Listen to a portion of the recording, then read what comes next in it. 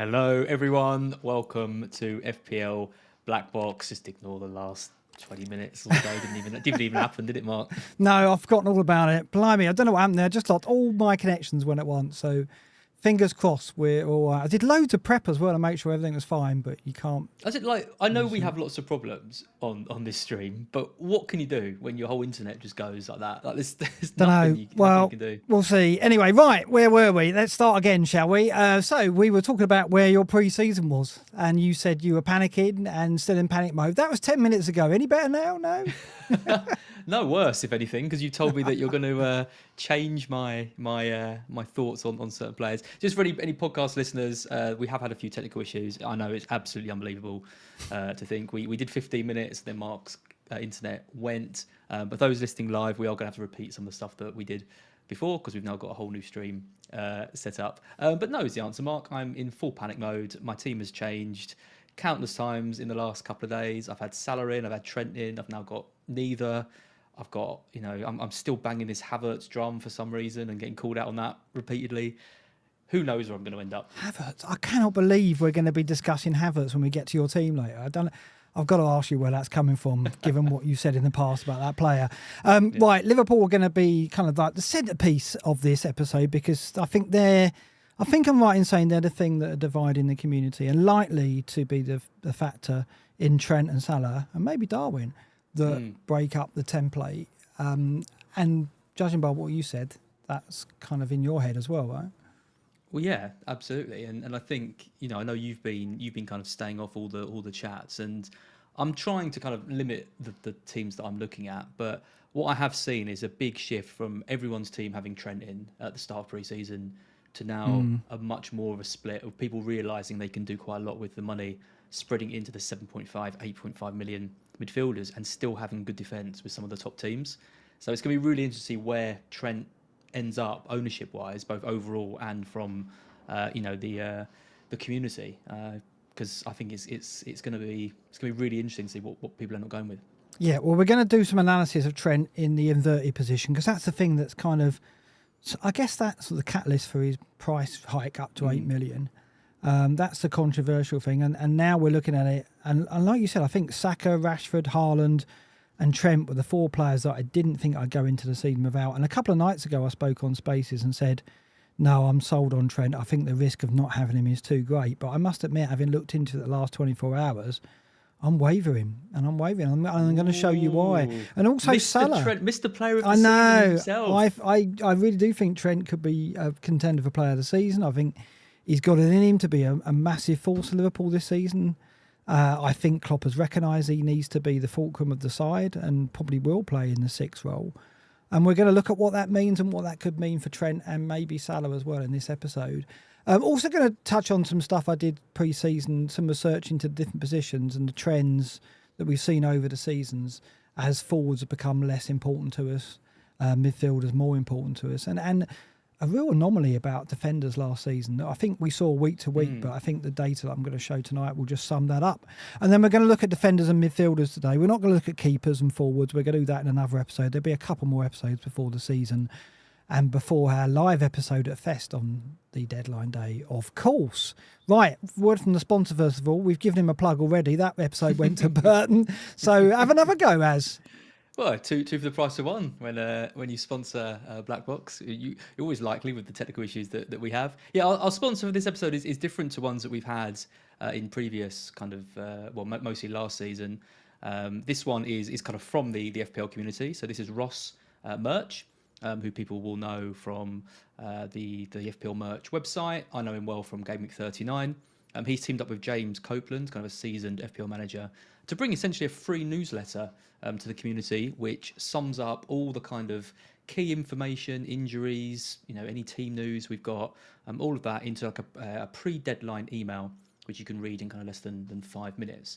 And they're doing some great pre-season stuff as well, some really provocative pieces on why Saka isn't essential and that kind of thing. Written really well, and it's completely free as well. So Google Lazy FPL. There's a link in the description below as well. Give it a subscribe. Give it a go. It's completely free. As I said, if you don't like it, you can always unsubscribe. But I just love seeing people from the community, doing new things and trying new things. And I think this is actually something that people will find really useful. Yeah, there's a lot of information out there, and sometimes you need something to cut through it, and Lazy FPL looks like that could be the trick. Get that in your inbox. Big fan of Ross, of course, and his merch stuff. I've got the poker chips behind me. Yeah, like I said, a reminder of my and the mug. I broke my mug though. I've actually maybe that was a sign of things to come. Have you smashed it? Yeah, and Pip tried not to look pleased that it got smashed as well. Bless her. Was Right, you looking guilty by any chance? I think it was my fault. It was definitely my fault. So I can't. She's not a suspect for breaking that mug. Right, let's look at lessons learned, because I thought that I'd bring these up just to remind ourselves of the things that we picked up over the seasons doing Black Box and how some of these could apply to our thinking right now.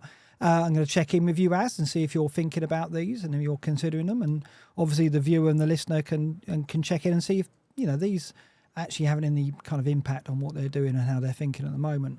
First one, consider that for game week 1, our knowledge and intel is at its weakest. So prioritise proven picks and teams that could offer a degree of reliability. I mean, I guess that's very true, right? We've got no data yet. Pre-season, we can't really go much on that form, if at all. And, the models are going to be using data from last season and legacy data.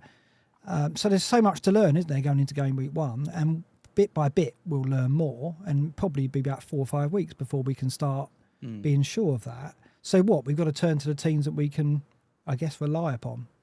Got deja vu, didn't we? I know. Didn't we just talk about it? Yeah, I think the way it's fallen again this year means that we don't really have to take kind of crazy risks with teams and transitional teams and things, because Manchester United have got those 2 really good home games. Wolves and sorry to say Forest in game week 3, and Spurs in the middle. I mean, what are we going to get from them under the new manager? Arsenal, obviously great fixtures early on, so many assets, people tripling up with them. Brighton, really good first 3 fixtures. You can grab 2 of those as well, and Chelsea as well. We can look to them. I know Chelsea aren't a kind of a proven team, but you've got to think with the pre-season they've had and with the new manager and there's and the prices they've got, there's kind of options there. So we can get reliability from those kind of top sides. So unless you can sell me on like a Danjuma up top or another 5.5 million asset, I think the template is going to be strong again going into the start, because the proven assets from the top teams have got good fixtures and look good. Yeah, Danjuma, I'm going to mention him later because he's in the first take.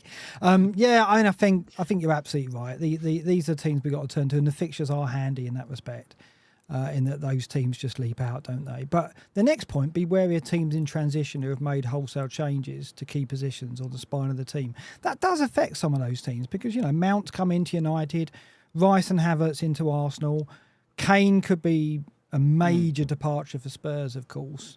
City, less disruption. I guess they've lost Gundogan and gone, replacing with Kovacic, but not too much in the way of disruption at City. So I think we're blessed in that we can turn to them with reliability. What do you make of the Arsenal and United changes? Are you worried that that's going to affect Fernandes, affect Odegaard?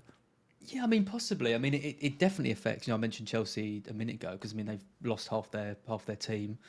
With Brighton, Caicedo leaving, McAllister, that's big misses. Villa have made some really good signings, but it's like all the teams at the moment I'm looking at and thinking they're actually going through quite a transition. I look at Man City losing Gundogan, losing Mahrez as well. They're 2 big players from those. So it kind of feels like if we don't pick any teams in transition a bit, we're not going to have anyone left to kind of target. Even looking at Brentford, with Tony out for all the months that he's going to be, kind of every team is definitely going to go through some change. But I mean, I would say coming back to United and Arsenal, I just think it's going to make them stronger. I think Manchester United, I mean, Onana is a better goalkeeper than De Gea for the style that Ten Hag wants to play. I think Mount is going to come in and he's an upgrade, I think, on Eriksen, given that he's a busy player and will get around and unlock some of the other players. And then I look at Rice and think, well, he's a great player, and surely it's going to make Arsenal a better defensive unit, and Havertz can add a bit of something different to the attack. So I look at Manchester United and Arsenal particularly and think they're going to be stronger than they were last year. Some of the other teams, though, I do wonder if there might be a bit of a dip. But yeah, I mean, we might get to Odegaard and Bruno tonight. If not, we'll get him in a future episode. But you've got to think, well, are we sure that Mount's not going to detract from Bruno's goal involvement? Is it going to change his role? And the same for Odegaard. Is Havertz going to get beyond Odegaard and be the player that pushes up with Jesus and Martinelli? So there is uncertainty. We can't be absolutely sure, but that's about as reliable as it gets at the moment, those kind of sides, because the fixtures are so strong. You're not going to go against that just because of that little bit of uncertainty. So I think we can be pretty safe there. Next point, try to limit risks with your initial lineup. And if you must take risks, avoid doing so with the heavy hitter options. This is to you, Mark. Really, yeah. I mean, last season I did that, didn't I? I didn't go with Jesus and I didn't go with Salah, and I went with Son and Kane instead. And they had Southampton first fixture. I really backed that, but obviously Jesus and Salah started well, and it went against me. And then I got Haaland. I missed Haaland's hat trick, even though I got him game week 2. I sold him on the wild card and got De Bruyne. It was a sorry tale. So I'm determined not to make those mistakes again. But it is interesting when you talk about not taking risks with a heavy hitter, because of course many teams are not going in with Salah. Now, what's your take on this one? How many risks are you prepared to take with your initial starting lineup, and how do you define a risk? Well, I have a question for you. A question to your question, which is, if Liverpool had Bournemouth game week 1 at home, how many more teams with Salah would we have? Yeah, really interesting. And I think we both know the answer, and the answer would be a lot of people, and we'd see people willing to gamble the captaincy, I think, a bit more over Haaland, but it hasn't worked out like that. So those that do have Salah in game week 2 are going in with a differential. I think there's no kind of two ways around it. I mean, Haaland just is a no-brainer, isn't he? I can't think of a player with so much confidence in them returning early on than him. I know we've had Van Persie's and Salah's and players in the past, but I've always seen a couple of teams that have tried to do something without that key man.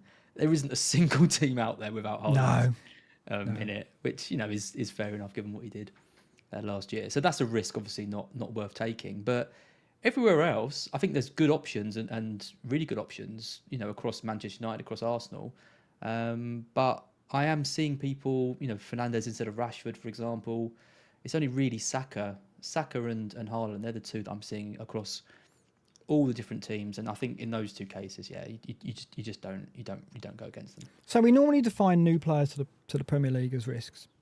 Where do you stand on Jackson and Nkunku? Because obviously they've had a pre-season that has meant that certainly Jackson has stood out. He's got returns in pre-season. A lot of teams have Nkunku because of his pedigree from the Bundesliga, and his price point at 7.5 is kind, and you can. If you're not going in with Jesus, he seems like the other second best pick, or in terms of template that I've seen. I've tried to avoid it, but I can't help it. Where do you stand on those two? I think Jackson's a bit much because we aren't totally sure whether he's going to start. I know he's had a great pre-season, but I would think that he would start up front, but we're not totally sure. We might see his minutes managed a little bit. And Nkunku's the one to go for from that attack. And I just think pre-season wise, Chelsea have done everything right. They've trimmed out talk about trimming the fat. They've trimmed off, 10 stone of fat and got rid of everyone who they deem surplus requirements. And I think in that sense, they've done really well, because that squad was absolutely ridiculous. And I look at the team now, and I look at the way they're playing. There's much more of an identity to them. Under Poch, I think he's got the wing backs playing well. He's got Nkunku, who's obviously such a talent, something they haven't had for quite a while now. Up top, they need to sort the midfield out, with Gallagher and Enzo, and that's about it. They're going to struggle in that area, but the rest of the team looks pretty good. And I think Nkunku for 7.5, probably on penalties, great run of fixtures right up to game week 8, 7.5 million. He's a punt I'm happy to endorse. So if you had Nkunku, would you draw a line there? You wouldn't be taking risks with, like, say, Maddison at Spurs. We know him, but what are we going to expect from him at Spurs, for example? I mean, in the midfields, I don't see him being a popular player. I mean, I know you love him, but do you see Maddison as a risk? Yeah, well, he is a risk in the sense that there's a lot of midfield options. If you're going for Rashford, Fernandes, Odegaard, Saka, you've got Foden there as well. Then you've got the Brighton mids as well. I don't really see Maddison in that kind of level, just because the fixtures aren't that great. It's a difficult game at Brentford, then it's to United as well. There's all these rumblings with Kane. I just think that's an easy one to kind of wait and see on with him. But I'm telling you now, he's going to be a factor for us this season, Maddison. It's a great price. And yet, I know you've got Havertz in your team, so we'll talk about him later. Surely that's a risk. Okay, next one. Well, don't be swayed by high ownership when selecting your initial squad. Eliminate the noise of drafts content if need be. Now, I've added that second element to it for this season because I've definitely gone out of my way to avoid looking at drafts on Twitter. I've tried not to look at draft-based content videos as well. There's a lot of that around, more so than ever. We're absolutely inundated with drafts every time we look at our timelines, right? And I'm trying to just keep away from it. I'm aware there's a template. I'm pretty sure I know what the template is, and I know my team is very much in line with it. But I know last season, one of the reasons why I didn't go with Salah and Jesus is because I looked at everyone's team on Twitter and went, I don't want to do what they're doing. I want to do something different. And Son and Kane aren't a risk because of the fixture. Look at it, Southampton at home. Look how good they are pre-season. Son was golden boot. So I just made a narrative around going against the template because I was very aware of what it was. So I'm trying to kill that this season and not think about it and not let the template affect me in a positive way, as in I'm copying it, or a negative way, as in I'm deliberately going against it. What's your take and how are you running it this summer?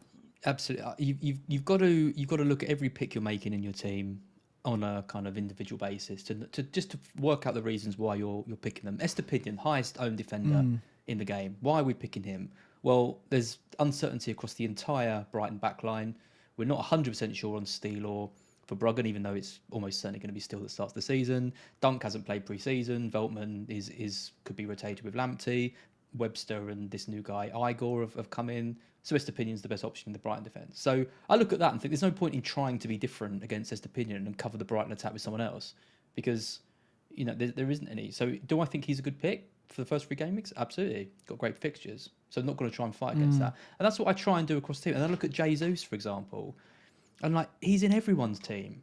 And I just can't understand why he's such a popular pick when you've got 2 Arsenal mids you could get and the defence. I'll tell you why. Because practically speaking, and it links to the next point about flexibility, he enables you to move off him to Nkunku and Jackson or Watkins or Darwin should any of them hit form and better fixtures, which they do. Yeah, but why not start with Watkins or Nkunku? Because the fixtures are bad. Picks. Fixtures are bad.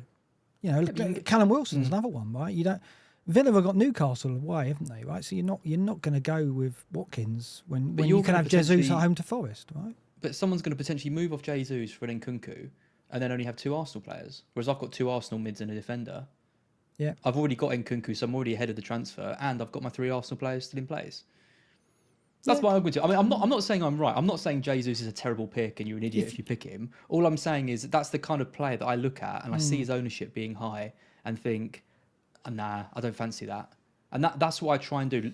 Target certain players that are popular and just try and think, do I actually want this player for the right reasons? And with him, I personally don't, so I won't be picking him. But sometimes, and there's a point later on about this, sometimes you pick a player to give you that flexibility and the fixture suggests that it's a good idea for short term. Arsenal play Forest, and I can tell you now, Forest are going to go to the Emirates with a defence that has probably played for the first time together in pre-season because we've had so many injuries. We're not going to get Felipe, Niakate, no goalkeeper, no left back yet. We're in dire straits defensively. So I think Arsenal are going to score 3-4 goals. You want 2 Arsenal attacking options in that game. Okay, you say you've got 2 Arsenal attackers, you have, but one of those is Havertz. So you can hardly say that. No, but as in, he's not a popular pick, is he? So other teams don't have Havertz. So they're looking at it going, I need 2 Arsenal attackers. Let's go Jesus short term. And that's why he's popular. And, and I've got him in the lineup that I'm most likely to go with. He's in my lineup for that reason. I just look at his role and just think he's not. I know his stats are decent, but his role in that team is often to bring in the other players into the game. A bit like Firmino at Liverpool, which someone has just said in the chat, actually, which I completely agree with. And I just think Martinelli, Odegaard are better picks than Jesus. Yeah. Martinelli's the same price. Odegaard's a little bit more.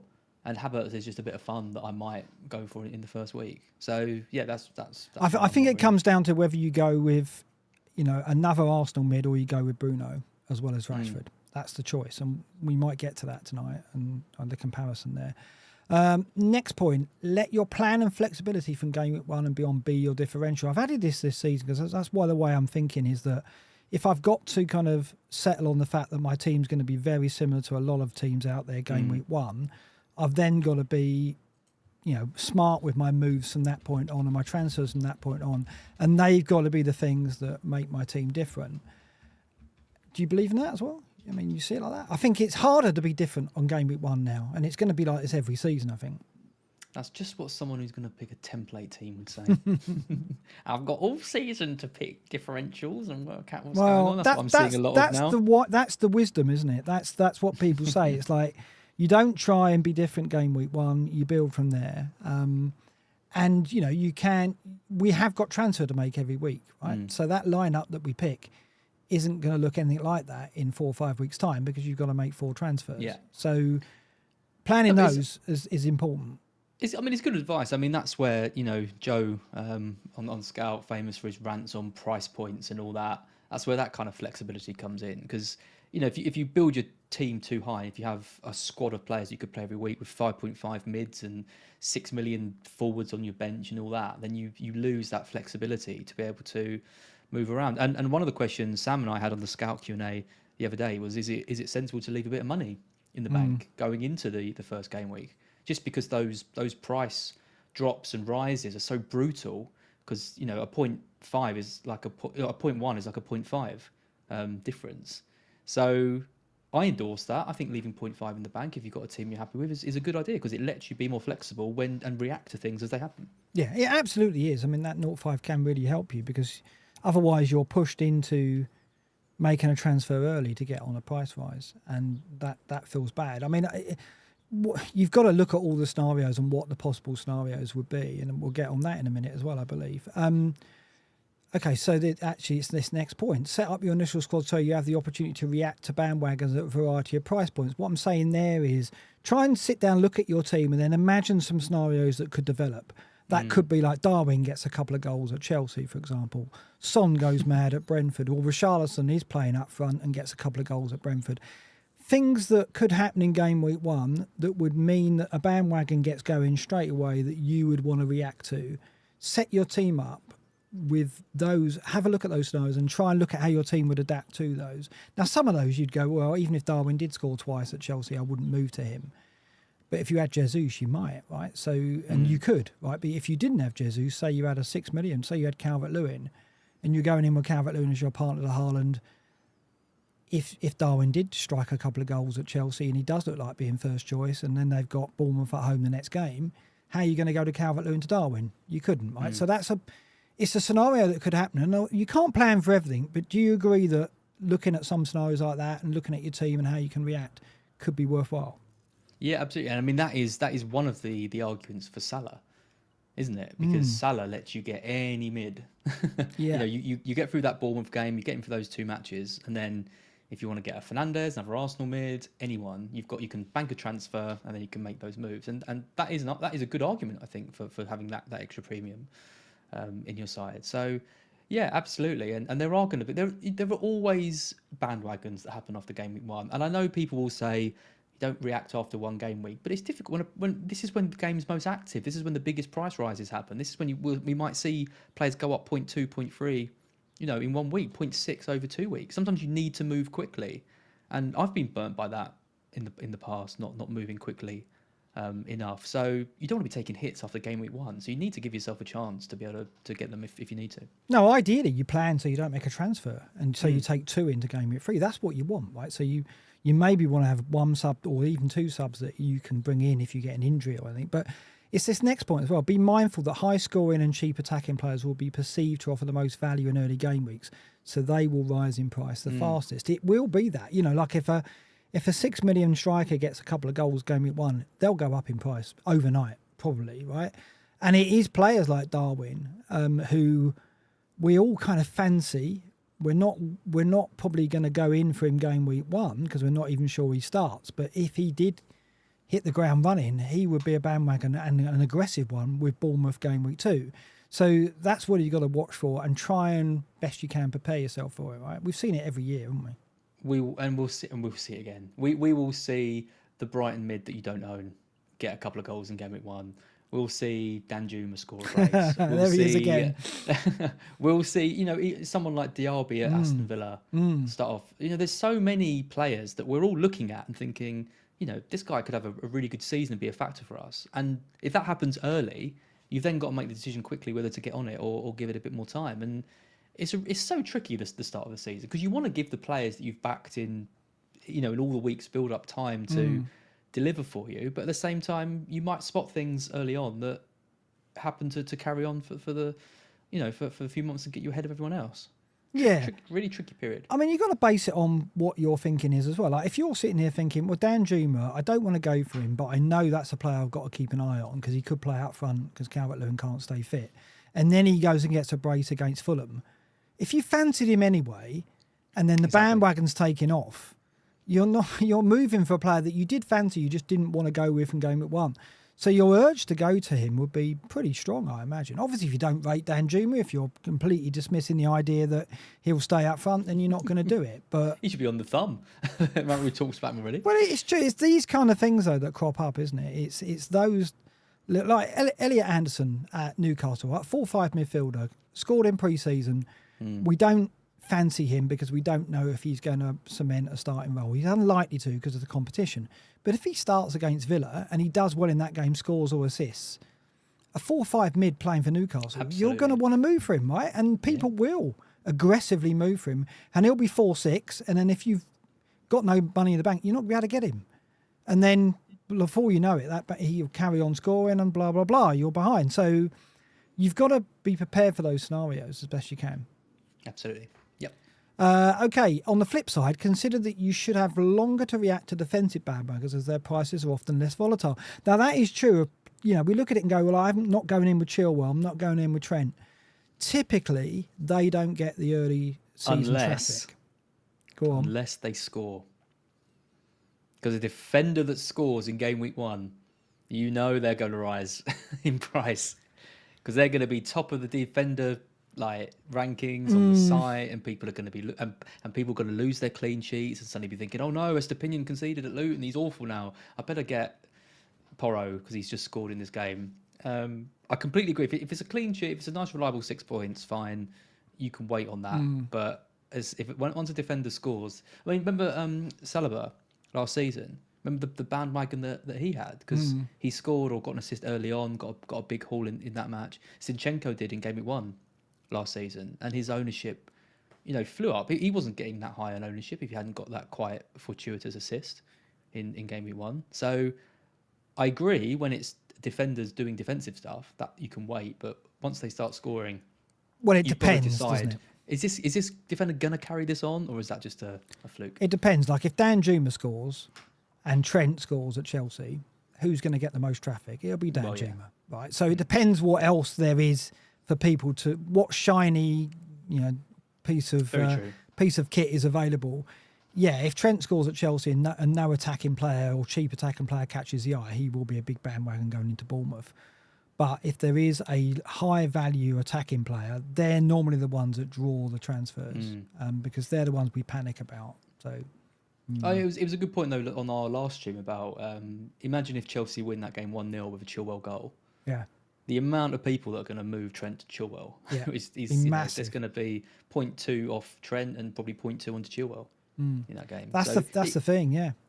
It can still be volatile, but I agree. Generally speaking, it's the attackers that get the most. So perhaps if you haven't got Chilwell and you haven't got Trent, you haven't got to panic as much. I mean, I guess that Bournemouth fixture is always going to be that's going to drive traffic to Trent anyway, because there might be some managers who start the season planning to move to him. And certainly if they get a clean sheet at Chelsea, then he's going to get traffic. If he gets anything other than that, then definitely. Be wary of compromising your team just to achieve flexibility. Find a balance. Yeah, this is a good point. This is what I mean about Jesus. If you don't fancy him, don't go with him just because he gives you that flexibility. I've talked about how you can move off him to Watkins, to Wilson, to Nkunku, to Jackson. That's in his favour. But also in his favour is the fixture. I personally think Jesus will get something, a return against Forest. So that's why I would probably consider him. But if he had a tougher fixture, I'm not sure I'll be going with him. Yeah, you can definitely, although kind of I suggest, and we both suggest that getting those price points is key. You can go overkill and think, okay, I'm just going to get one player in every price point. Yeah. I'm sorted no matter what, and it doesn't quite work out like that. It's like in all things, Mark. It's about balance. It is about balance, as we said in this one. Yeah, so you wouldn't go, I need a 7.5 or 7 million midfielder in order to cover that price point. Exactly. Don't do that just to do that, unless of course you like Bowen or you like Maddison or whatever, right? Okay, and then avoid any player who is not certain to start, even if manager pre-season comments appear to increase confidence. This goes back a few seasons to the Chelsea Pulisic situation. We've got it this year with Dunk, for example. Dunk, who hasn't appeared pre-season yet. If you really don't want to Estepinian, maybe you want Dunk. Why would you want to do that? I don't know. But he's a player who hasn't played pre-season. There's a few others as well. Calvert-Lewin, a lot of people fancy him. He didn't start today. He's on the bench, I think. And Danjuma, we haven't mentioned him yet, played up front. But so there's a lot of players who we don't know about their fitness for game week 1. If there is any doubt, I would say avoid, right? It's just not worth it. I've been bitten. I think the one exception to that I'm thinking is Steele at Brighton. Because I know there's uncertainty with him. But I just know that Steele is going to play game week 1 and beyond, because we've signed a 21-ish-year-old goalkeeper who's not familiar with the system, who struggled a bit last night in the pre-season game in his kind of first start. Steele has been absolutely superb since De Zerbi came in. He's been great over pre-season as well, and he's been training and knows the system. So there's no reason why De Zerbi would suddenly chuck Verbruggen into the team. So I get that there is worry about that because we've got 2 goalkeepers and we've just spent 20 million. But also I think on him, I'm confident enough to recommend Steele if you want a 4.5 goalkeeper from Brighton. I can see why people are going against him, but there's enough there for me to say. And then watch Verbruggen start in game week 1. Yeah. Well, I think I favour Steele there, but actually Calvert-Lewin's not in the squad today, so he's a very good case in point. I think he's quite popular. I don't know the ownership. I've avoided the ownership, Surely but I think not. he's. No, I think he is. Not. I think it's 6 million strikers. I think it's Wissa or it's Calvert-Lewin. But you wouldn't hold Calvert-Lewin going into game 1 unless you're absolutely certain of his fitness. And even then, he's going to break down, isn't he? As we know. Last one. Try to avoid making multiple changes to your initial lineup at the last minute to include one player. So it's okay putting Salah in now and redoing it now because there's 2 weeks to go. Don't do it on Thursday night before the Friday deadline, right? Because every year. Do you do that every year? I do this. Every year. I'm not doing it this year because we're going to be doing the live black box at Fest, so I won't be able to do it 10 minutes before the deadline. Like I took Kulusevski out for Mount last year, and he got a goal and assist. Mount blanked, and then was the worst player of my team. Every year I make last minute changes. The team, I'm going to do like a video on the channel, sort of on the Wednesday or Thursday about my team. And unless there's an injury, I will not be changing it. Yeah. This is why you've got to have the debates about Trent and Salah now and have a strategy prepared. Because you'll panic. You will. Everyone panics. It's human nature. But and please stay off Twitter on Thursday. Oh my God. Yeah. Friday is going to be awful at Fest because we're going to be showing our teams and people, we're going to walk in and people are going to want to show us their teams. It's going to be all around us and we've got to try and avoid that because all you're keeping away from it is going to have like 30 phones in your face trying to get you to rate their team. They're going to do it on purpose now. Yeah, please do. If you're watching and listening, coming to Fest. No, that's so unfair. It's mind games already. Right. Just some principles I thought that I'd look at pre-season as well. We talked about knowing the least at this stage. I think what we know is what we've got to go on is last season's data, pre-season information and fixture difficulty, right? Those 3 factors, what would you put as the most influential at this point in time for you? What do you use the most at this point? Oh, that's tough. Fixtures, I think, is top. That's what I would say. Yeah, I think fixtures is top. Fixtures is key. You're not going to, it's why we're not really considering Newcastle players. Spurs as well, Liverpool as well. They've got a mix. I know they've got the Bournemouth game, but the other fixtures are tough. If they were flipped with Brighton, Arsenal, and Manchester United, we'd be seeing a lot more investment in Wilson and Salah and Trent and those players. So I think fixture is important. Last season's data is great to look at, but like you say, we've got new players coming in. How does Rice and Havertz affect Arsenal? How does Mount affect Bruno? That kind of maybe mitigates some of that to a degree. So it's useful because you can see how players have been performing, and it gives you a bit of a benchmark to compare it against, but probably not key. But and pre-season information, that is such a tricky one because I'm seeing people putting like Andringa in their teams off the back of his brace for Brighton in their pre-season game, and he's not going to start realistically. He's not going to get in ahead of a Matoma. So you've got to take it with a bit of a pinch of salt, but it is still a bit useful because like Chelsea, for example, they just look a different team under Poch. They look like they have their roles. They have, they look happy again. Just, I don't know. I'm taking more from them than I think maybe other teams, just because they were so broken last season, and you just want to see some kind of I don't know, them kind of revitalise a little bit, and we are seeing that, and I think that's a important thing to note, really, from them. Yeah, I agree with you. I mean, like, Chelsea are definitely going to improve, but I do think I'm wary of going in too hard on them too early without seeing them. That Liverpool game's a great fixture to measure them against, right? That's why I think it's probably wise to avoid them game week 1 and then have a look at how they perform that week and what his strongest team will be in that game, because he's going to put, you think he's going to go with his strongest side against Liverpool. It's not an easy start. It's the hardest of starts, you could say. So I think that the fixtures have fallen nicely there. I agree with you. Fixture difficulty is the primary influence, I would say. Then last season's data and pre-season information. And what I mean by that is not form, but it's like you say, it's systems and to some degree confidence. Like there are teams where, I look at Forest and we're not having a good pre-season in terms of getting our players out there, getting a settled team that's going to, like that's what you're looking for. You're looking for teams like Brighton who have just got that squad in place. They've got their system of play in place. They're rotating already in pre-season.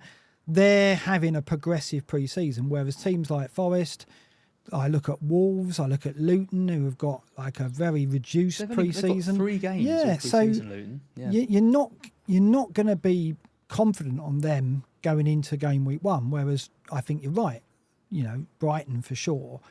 What I've seen of them, Arsenal as well, look really sharp. Like they're so settled in their system, and although they're changing their personnel, it is for the better. Clearly, certainly when Arsenal's concerned, anyway. What is disruptive to what we know? Player departures and would-be departures. Yep. Kane, of course. And as we know, we talked about Brighton, McAllister, right? But I think, Brighton's system's so settled that they look like, McAllister's forgotten already. They're just adjusted straight away, right? So not worried about him. Worried about this Caicedo rumbling on. Yeah. Just because we don't have a replacement for him, a direct replacement for him. We'd have to sign one if he went, and we're rejecting £80 million offers, and he says he wants to go, and I don't know. It just feels it feels inevitable that he's going to leave.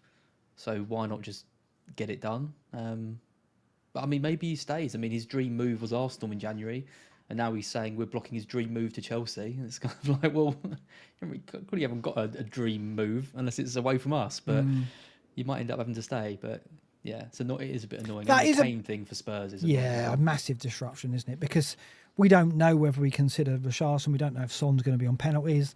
We're going to have to give that time to settle down. Luckily, again, the fixtures are good, right? They give us that window to have a look at that.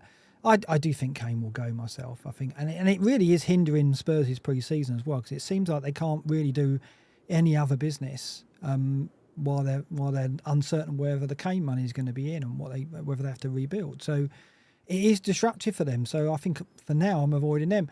New signings, new managers, new systems and tactics. These are things that we could do without in pre-season.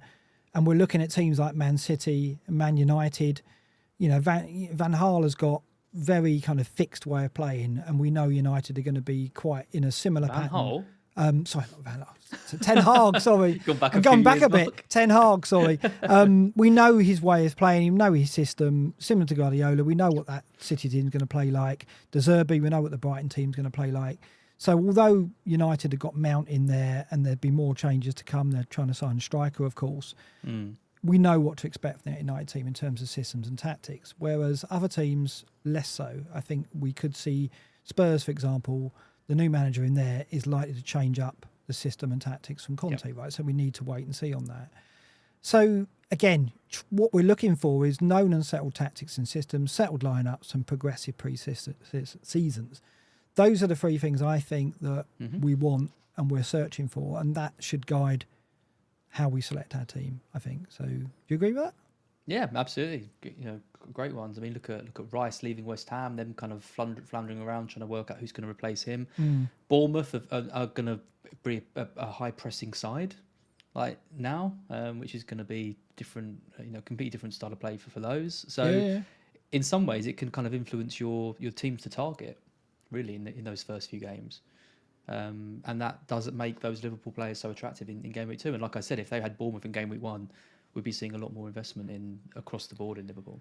Well, this is it. We're presuming Bournemouth are going to be somewhat whipping boys at Anfield, but maybe not. New manager, new system of play. We know that they're going to be aggressive. They're going to attack more Bournemouth. I think they're going to be more enterprising. Yeah. I don't see many tipping them for relegation. They're an unknown though. We don't know until we start, and I think we're presuming that Liverpool are going to be in for a handsome home win there. Understandably, I put 9 past them last year, I think, didn't they? So, I guess we're not expecting that kind of scoreline, but we still expect the likes of Trent and Salah to be getting a return in that game, which is why we're looking at that fixture. It's fair enough, but Bournemouth are an unknown, like many teams. So we can't assume too much, and I guess that's the message, really. We've got to bear all this in mind. Right, I want to look at some analysis I did of the positions, because this is quite interesting. So I'm going to go through each position, defence, midfield and forwards. Not going to look at keepers, but perhaps do that when we look at keeper selection. So what I've done is just before you do that, can I just give a quick shout out to the we've had a few requests since we started actually doing BlackBox for memberships to the channel, right? So I've set up a tier thing, because that's what YouTubers do.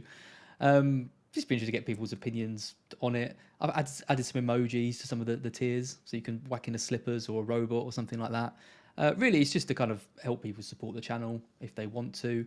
But yeah, let me know what you think about those, and if anyone wants to sign up, great. If not, don't worry. There's not going to be anything paywalled or anything. You'll just be supporting the channel. But there has been a few people asking for it, so the option is now okay. Fair enough. If you're watching the stream, and if you're listening to the podcast, watch the stream and get involved in that. So what I did, I looked back at the positions over the last 5 seasons, because we've got data we've collected doing BlackBox over those seasons, just to have a look at see if there's any trends. And defenders straight away, we were moaning a lot when we were looking at the defender stats about how they failed to deliver. And this data really shows you just how much they've declined from the previous season. But it does show what an outlier 21-22 was. There were 156 goals from defence in 21-22 and 232 assists. Both of those were a season high over the last 5 seasons. And then last year, 22-23, it went down to 109 goals from 156 and 180 assists to 232. So defenders massively declined as a source of points last season. We felt it, didn't we? But there it is in black and white. Do you think that's a trend, or do you think that's a one-off? I mean, there was so much optimism, wasn't there, last season about defenders? I mean, I started with 4 at the back. We had Trent, Cancelo, James, all these kind of, we had Perisic coming in. We just thought this is going to be it. And yeah, I mean, if I hadn't seen this, I would just think they were awful. But you look at the chances created, and it's kind of in line with previous seasons. You look at, the shots, higher than in 1920, but the goals are just way down on these. And you look at 21-22, I mean, it's 156 goals and 232 assists from defenders. I mean, that is absolutely nuts, isn't it? But everything's higher, like you've highlighted on here. Yeah. I do think it shows, the fact that quite a lot of these have dropped down to kind of in line with previously, the chances created, the minutes per shots, that kind of thing. I do think we are seeing less attacking defenders generally, but I still think they're good options, and I think last year we saw it kind of at its absolute lowest, whereas this year we're going to see a bit more of a climb with the likes of Chilwell, with the likes of Trent. I still think they're good options, but I don't think they're going to be as good as they were in 21-22, which we thought was going to be the norm. Yeah, and we thought that was a takeoff, didn't we, for wing-backs? I mean, just look at some of the goal involvement from those 2 seasons.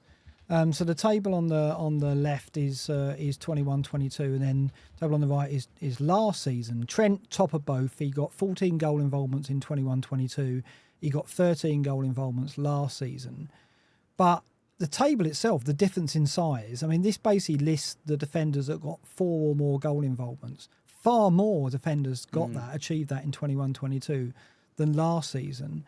And, only 2 defenders, Trippier and Trent, got double figures for goal involvements, whereas 4 the previous season. And even we had the likes of Alonso with 9 who just missed out. But then we had Alonso, we had Cancelo, we had Robertson in his pomp and not playing as one of the 3 centre-backs. And we had Doherty as well. These are classic attacking defenders that we had that we've now lost, although Doherty's back.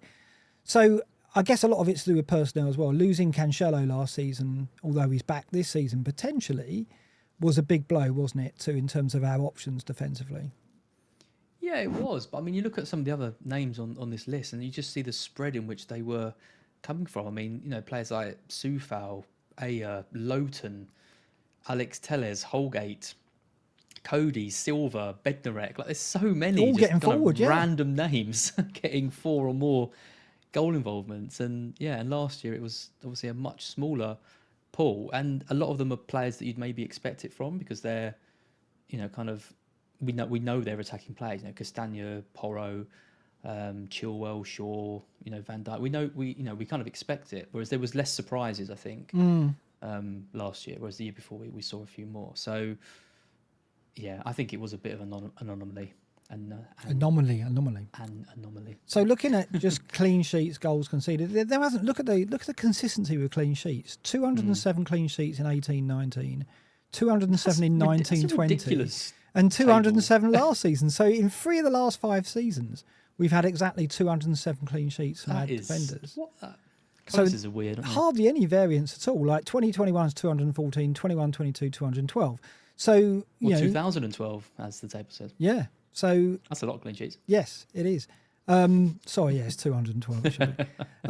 So it's crazy how consistent that is, even though the attacking returns are somewhat skewed by 21-22, where you see here, look at the defensive shots from open play in 21-22, 885 shots by defenders from open play, far more than any other season. It was 699 last season, 686 in 1920. So 885 shots. That was Cancelo. He had 66 shots all on his own. So he was a big factor in that, of course. But just generally, 21-22 was an outlier, it seems. But you still feel backing attacking defenders is the way to go.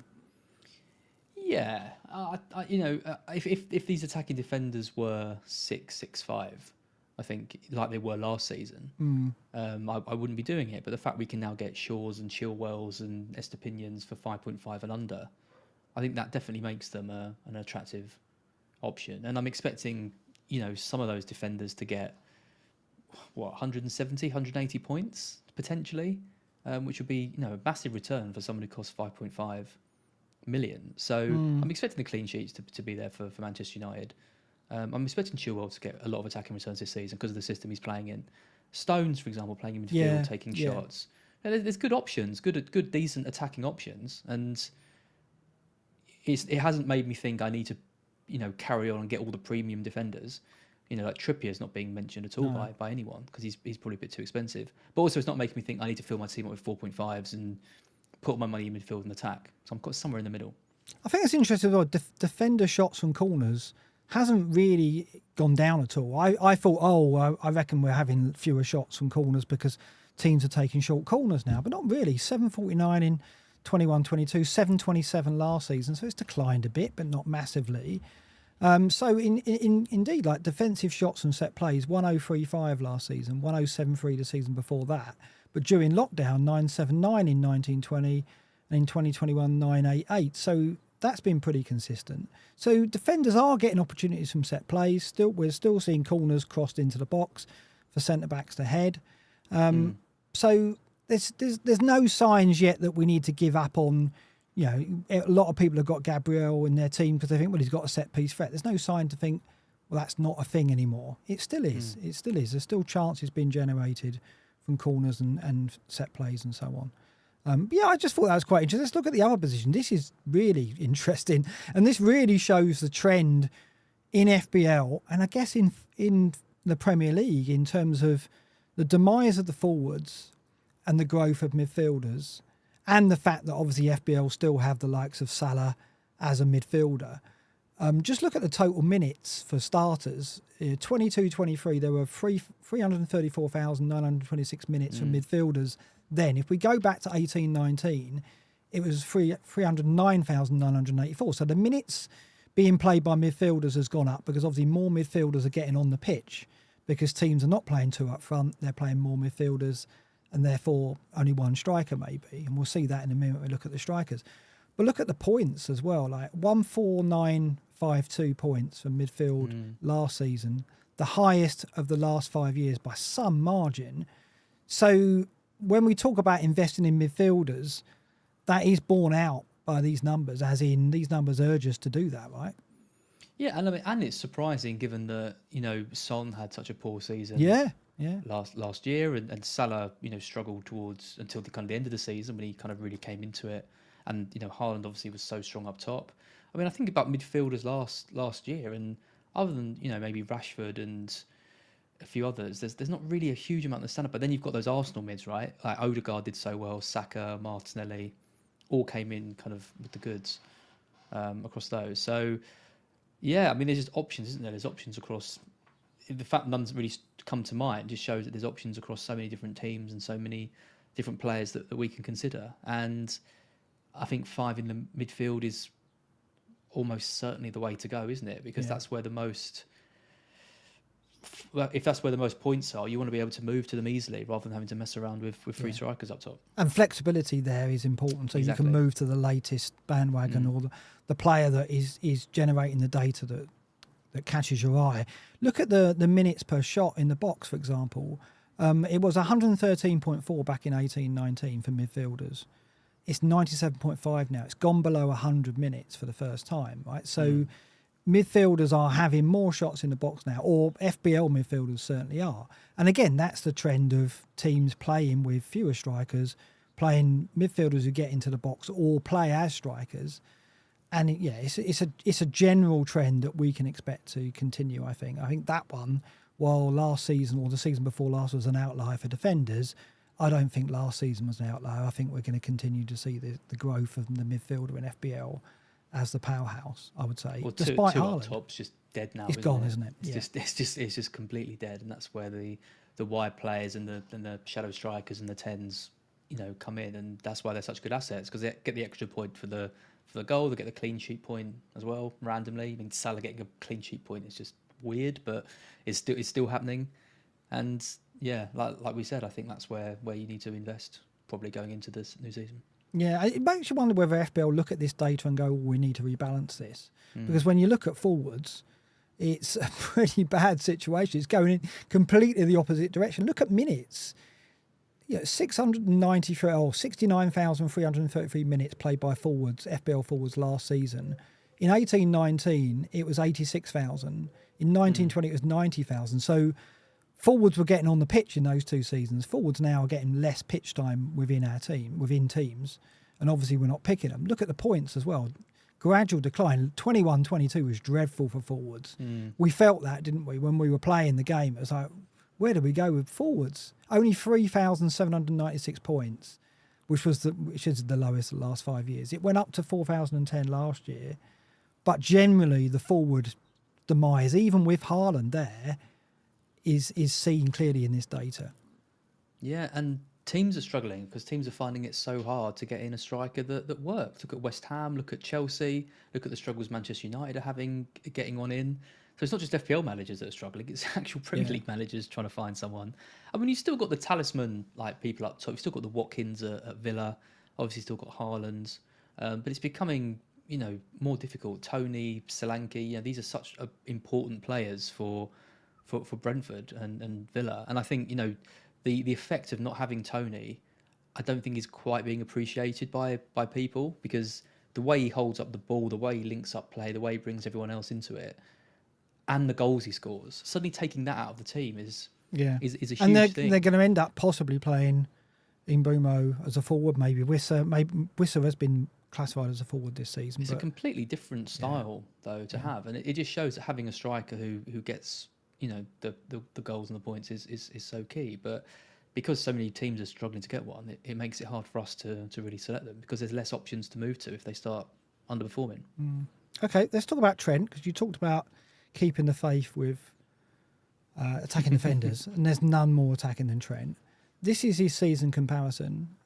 Last season wasn't a strong season for him, but having said that, he created more big chances than ever. 25 big chances last season in a very similar number of minutes to the season before last.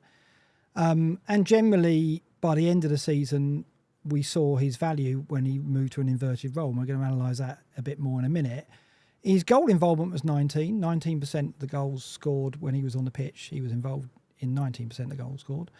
18 the previous season, 17 the season before that. So pretty consistent in terms of his involvement in Liverpool's goals. You're expecting big things from this season, though, because of the change in role, right? Yeah, I mean, there's a bit of concern that he's going to end up playing in almost like a deep-lying playmaker role. There's been experimented with that a little bit in pre-season. They look good in terms of the signings they were making with midfield, massively boosting them, but now they've lost Henderson and probably Fabinho as well. So there's a bit of uncertainty as to what his role is specifically going to be. If he plays the inverted, like more attacking role, though, then he's going to be a great option. And if he plays at right back, he's going to be a great option as well. So, I mean, I don't really have a lot of fears in him. I think he should get, 10 to 15 attacking returns this season. You would think he'd get, and then the clean sheets, that would put him around 200 points. 13 last season, 14 the season before that. Yeah. So around 14, 15 is his average. He got 19 in 1920, which was his best season. I think we can go between 15 and 20, I would say. I mean, let's look at the inverted role, because he moved there in the Arsenal game week 30. And here's a comparison. First of all, the heat maps that we're showing are the shift, as you see, to a more central role.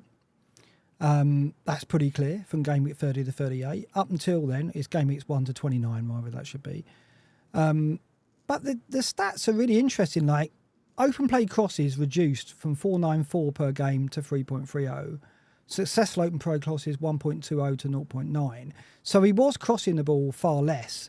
But look at the through balls. So his type of service changed from being out wide to being in a central area threading the ball through.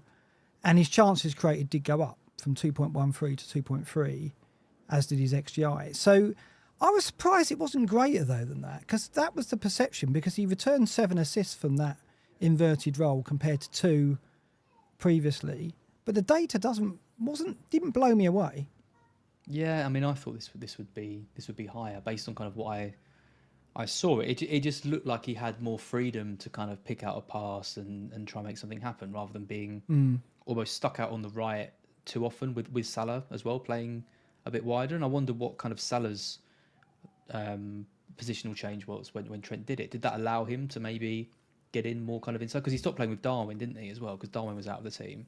So I think Salah improved massively, which then improved Trent's attacking returns. Because if Trent was suddenly giving the ball to Salah not out wide right as much as he was, give it to him a bit more central, then Salah was able to do more with it and score more goals, and that increases Trent's input. But again, if Darwin comes back into the team, game week 1, and then Salah's stuck out wide again, does that then limit Trent's appeal kind of somewhat? It's really tricky, especially if he's crossing less. I mean, the through ball stat is the most telling, isn't it? It's about getting that pass through to the quick strikers to make something of it. And I read about Klopp said that in the Arsenal game, in fact, I saw a Redman TV video about this, and Salah had his most touches in any game in a Liverpool shirt against Arsenal when Trent moved to that role. And that went on. I mean, you mentioned what effect did it have on Salah. Well, this is Salah with Trent in that inverted data. For that. I didn't even know you had this. Yeah, so look at the heat map there. You can see, from 30 to 38, he occupied the penalty area a lot more than he did 1 to 29 in terms of the average. And look at the data. Everything was up. Whoa. Touches in the final third increased from 27.6 to 41.2. Touches in the penalty area up from 7.6 to 12.9. Shots up from 3.06 to 4.3. Massive changes. These are huge to jumps. Salah, right? Now, so what I'll put to you is, while we might not look at Trent because of inverted role, because the data isn't absolutely overwhelmingly in his favour, if Trent is going to play this role, and it looks like he is, it does look overwhelmingly favourable for Salah. Would you not agree? I mean, if Salah's going to have an XGI regularly of 0.95, there's no way you can go without him. Because he'll be getting you a return every game. And it doesn't. That's what Kane was pretty much doing last year, but with a worse XGI. So that's like minimum. It's like minimum he's going to get you a return, and we know that he's going to haul. So, I mean that is why I sense that Trent got switched to that role, right? Yeah. It's because Salah was struggling, and the attack wasn't really gelling, and Gakpo came in, I think, and changed things, and Jota was fit and he was pressing more, and they looked more like the kind of side that we'd seen them in the past, and Salah was able to get more centrally. I mean, that is stuff I saw, but I didn't realise the stats were this big. No, nor did I. This is what I mean when I said at the start of the show about how this could shake your thinking up, because I wasn't even considering a Salah lineup at all until I saw this, and then saw the massive increase. I mean, it's not just one or two stats; it's fundamentals. It's touches in the penalty area up by from 7 to 12 a game. That's incredible. Really Look at doubled, the impact on the XGIs. I mean, Liverpool were a better side with Trent in the team, and so that impacted all the players in the team. But Salah was unquestionably, and Klopp picked it out himself straight away, almost as if this was the ploy to get Salah more involved. He had more freedom because Trent was tucked inside, and obviously was getting into the box looking for those through balls that Trent was able to play. So Trent's service changed completely, but it changed in a way that made Salah more effective. And if we look at midfielders, these are the midfield rankings since game week 30 last season. Salah had 12 goal involvements, 7 goals, 5 assists, more than any other midfielder during that phase. And his XGI non-penalty 0.71 per 90. Points per 90, 7.97. Really strong, right? Rashford was higher. And look at Jota. Look how Jota benefited as well. Jota's a write-off, though, isn't he? I don't think we can look at Jota at the moment. But does this make you reconsider your thinking on Salah? The chat is... I'm loving the comments on the chat, because people are really enjoying this, Mark. There's people saying, how many people are looking to rip up their teams, try and squeeze Salah in. Is he going to be the template by the start of the season? It's big, isn't it? I mean, the only kind of thing to temper it a bit with is that Darwin's back, and he's scoring goals pre-season, and maybe he's gonna start, and we haven't seen Salah really be that effective with Darwin kind of in the side. But I mean, I said in one of our first videos that I was quite uneasy with this idea of the one premium asset, and I know everyone's going for it, but I look at not having Salah and I just think it doesn't feel right, given how... I mean, he's absolutely ripped now. He's having a good pre-season. Yeah, I've seen that. Yeah, blimey. He's got amazing stats off the back end of last season. He's got Bournemouth at home in game week 2. Liverpool have strengthened their midfield.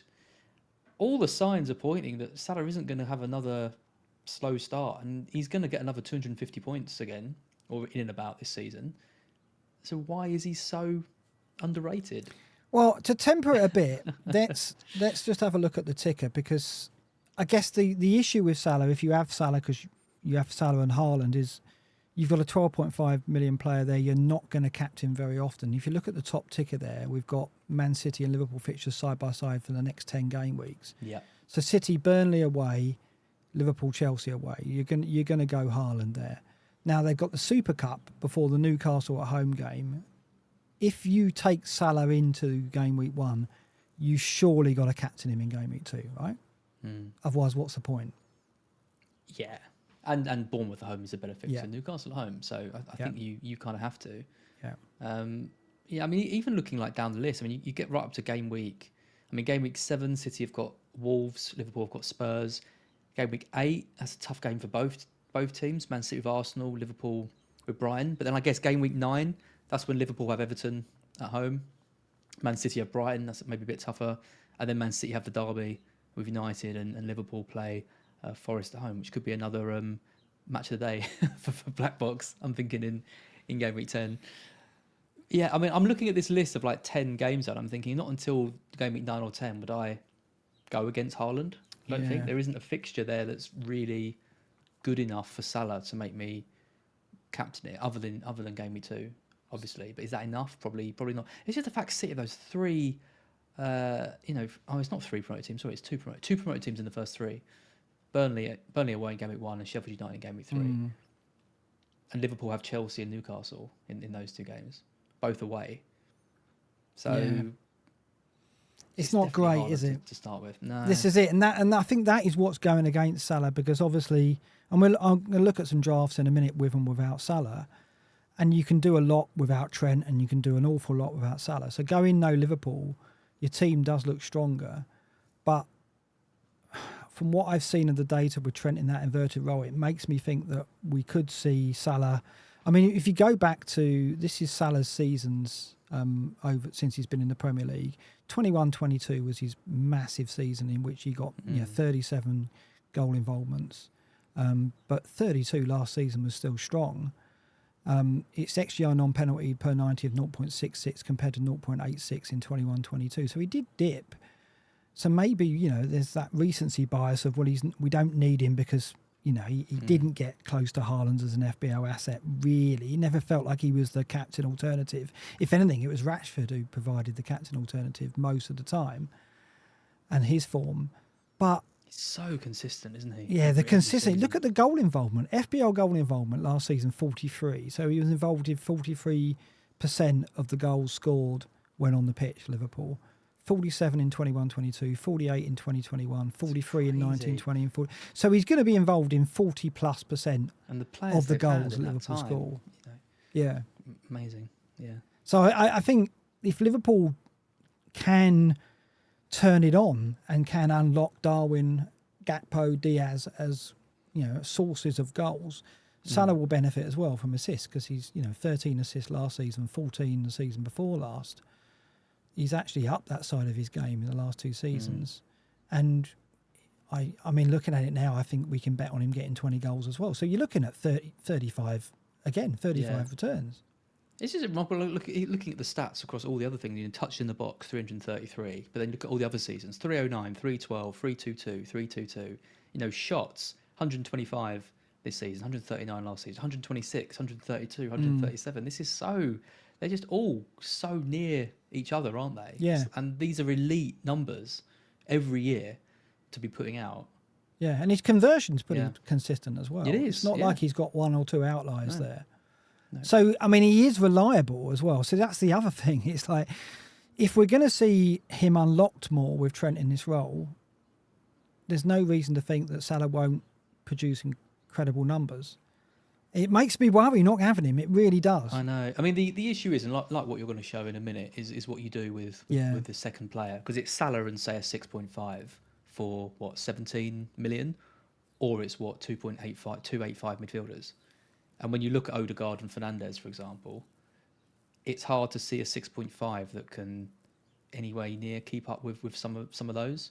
Unless you get it completely right and you get Mbeumo and he takes loads of penalties and does really well. But you're very reliant on Salah, I think, in that situation. Whereas you've got two really strong contenders in the other mid bracket. Yeah, that's it. It's the spread of points. But what I would say is that as budget options emerge in the next 2 weeks, and this is where the likes of, Areola, the West Ham keeper, starting at 4 million, can get you a 0.5 if you start him with a 4-5 keeper. You've got Danjuma, who could be playing up front, and suddenly you can downgrade a 6.5 to a 5.5. You've got your 4 million defenders. I haven't got one of those at the moment, but I could easily move to one of those once I'm certain that one of them is going to start. You start taking these 0.5s out at various other positions. Suddenly, moving to Salah doesn't absolutely cripple your team completely like it would do if you didn't have those options. So I think what's important over these next 2 weeks before we start is our security in those value picks. If we start to feel more confident about those value picks, Salah does come back into the equation. I think as it stands right now, if we're still uncertain that there's going to be a 4 million defender, if we're still uncertain, João Pedro for Brighton, 5.5 striker. I'll show you one of my teams in a moment that has him in it. Now, if he starts for Brighton over Ferguson in most weeks, João Pedro's a great pick up front. And he's 5.5, and suddenly you don't need Jesus. You could go João Pedro. There's a lot of money back. And Brighton are a good enough team with good enough fixtures that you might not need to move off João Pedro that soon. So when value emerges, Salah's going to be more of a factor. It's just whether or not that happens in time for game week 1. That's exactly it. And I think once we get 4 or 5 game weeks in, and then the Arsenal fixtures turn a bit, the Manchester United fixtures turn a bit, and there's some decent, 6.5 million options emerging across different teams, that's where we might suddenly start thinking. And then Liverpool's fixtures improve as well. That's when we might start to move for him. There's a bit of breaking news. Highland, not Haaland Haaland. Highlands. He's had the here we go from Fabrizio. So right. That's almost certainly done and dusted. So how do you feel about that with regards to Bruno? Do you think it's good? I think it's good news for Bruno and Rashford. I think Rashford is, we talked about it a bit. I don't mind Rashford up front, but clearly he wants to play on the left. I mean, I don't know huge much about him, if I'm being honest. I know that he didn't score a huge amount of goals last season. Was it Atalanta he was at? Yes, he was, yeah. So, again, maybe Bruno's going to have loads of great chance creation stats and no one's still to finish. But what they need is a presence up top. And he's going to give them that from the little I do know about him. So, I don't know how many goals he's going to get. I don't know what his price is going to be in FPL. Probably 7.5, 8? So I would have thought... Well, Jackson's 7. I think he could be. He's either going to be 7 or 7.5. I think Nkuku at 7.5 would mean Højlund would be 7. I would say. I think that's a good point. 7? That'd be. I think so. Yeah, I think so. Quite tempting, actually. I mean, I know he hasn't featured I don't know pre-season, but. Well, I mean, Bruno's a fascinating thing because I was looking at his data. Here are his 4 seasons, and what's key for me, unlike Salah, where you saw the goal involvement stay above 40%. Look how Bruno's gone down, 57% on his debut season 1920.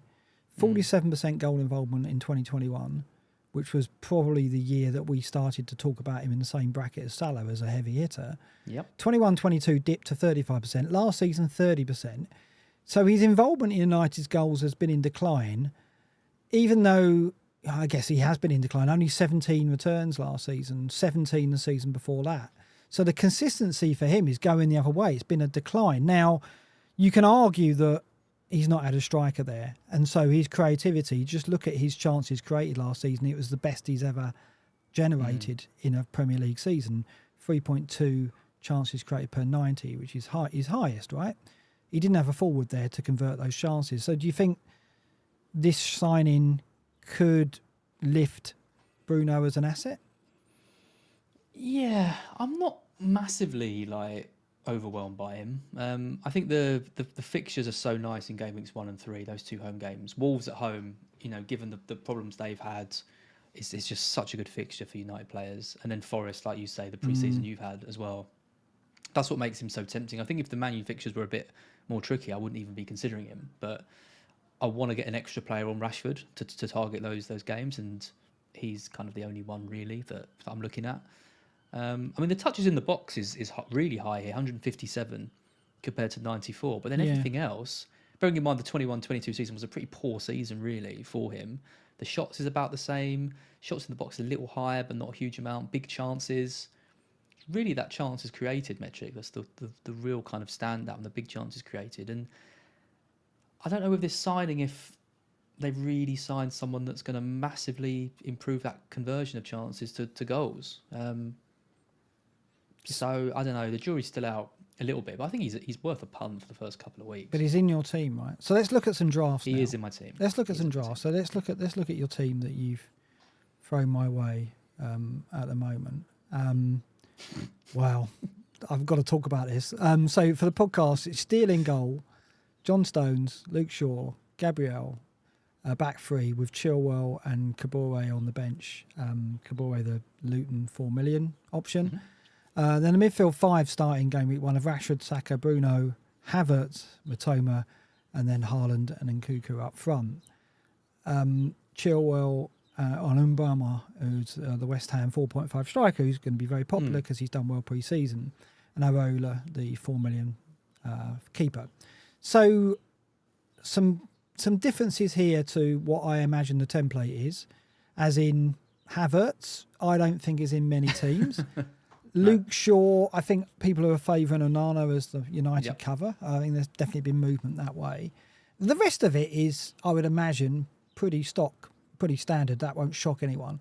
Surely Havertz is going, right? You're not. What's your thinking at the moment of even entertaining that idea? Well, okay. Well, let me come to him in a second because there's a few. Let me just say a few things that are a bit in the air. I mean, the Steele Shaw thing. It's Steele and Shaw versus Onana and Estepinian. They're exactly the same price. Yeah.